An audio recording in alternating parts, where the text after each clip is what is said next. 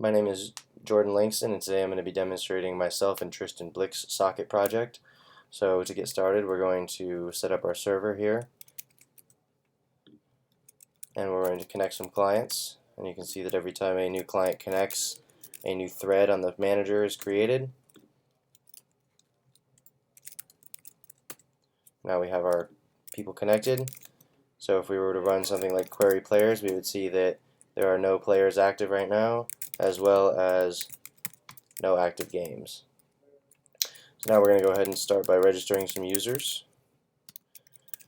They each get their own IP and port or list of ports, and you can see that was received by the manager. We're going to register the rest of our players here.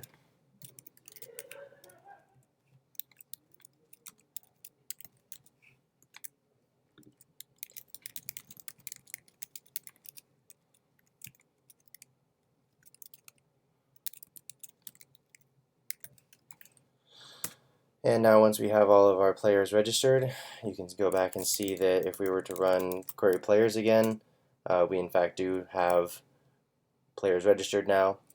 So we can go ahead and start a game now. And so to do that, we're going to run search for game on two of the clients. So what this does is it essentially puts their thread on the manager to sleep, and it puts them in a queue so that they are only listening for connections from a person that is starting a game, and so this keeps it from conflicting with looking for user input while also trying to receive a message about a started game. So these players are now waiting to be contacted. So we're going to start a game with user 1 as the dealer, and we want 2 more players. And you can see now the messages are being sent out. The game has been initialized. New game started 1, round 0, and then these are the player hands as well as the top of the discard pile that has been flipped up. So to start, we're going to ask each player what hands they want to flip. So we'll say 1, 2, and you can see this was received by the manager program, as you can see here, and now this player is now waiting for their turn on the next round. So now we've come down to here, and this player has received this message that it is their turn to indicate what indexes they want to flip. So we'll say 1, 3, and lastly, this was received again. Now we're down to user 3, whose turn it is now going to be for them to request what positions to be flipped. So we'll say 1 and 4. And now, as you can see, each of the players on the back end, these cards have now been flipped up.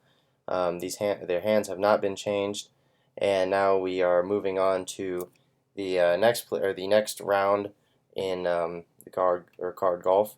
So you can say any of these. So if we wanted to say draw stockpile,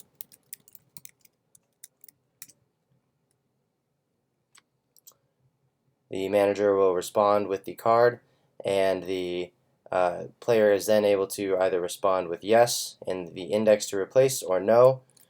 So if you don't like your card, you can say no. And the move has been received, and it's waiting for their next turn. So now we've moved down to this one, and this cycle will continue as they can either request the game state, draw the discard pile, draw from the stock pile, or steal a card from another player. If they request the game state, the game actually does not change players. It just stays on this one until they actually make a move. And then you can see if we were to do something like start a new connection here, and if we were to connect another client to this server,